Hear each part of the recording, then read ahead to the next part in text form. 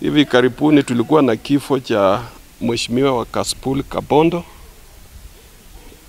na maafisa wa DCI walifanya kazi nzuri, and in a very short time the culprits were nabbed.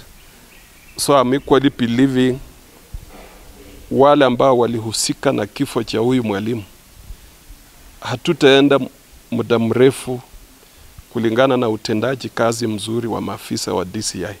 Nina uhakika ya kwamba watashikwa hivi karibuni na sheria itachukua mkondo wake. Najua hiki kifo cha ndugu yetu mwalimu mkuu wa Munyuki ni piko kubwa kwa jamii pana ya Lukari na Likuyani.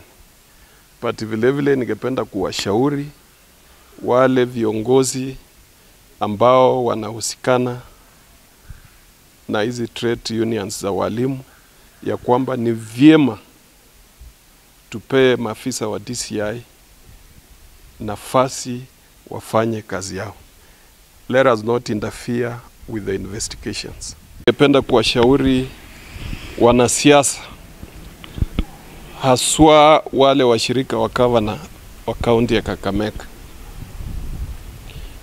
wawache kuingilia hayo masuala ili tupee nafasi vyombo vya usalama kufanya uchunguzi wa kina so that the culprits are brought to book. Kwa hivyo natoa mwito kwa wanasiasa wasiweke siasa kwa mambo ya kifo ya mwalimu mkuu wa shule ya upili ya Munyuki. Tuwache vyombo vya usalama vifanye kazi yake, na najua ya kwamba the culprits will be brought to book.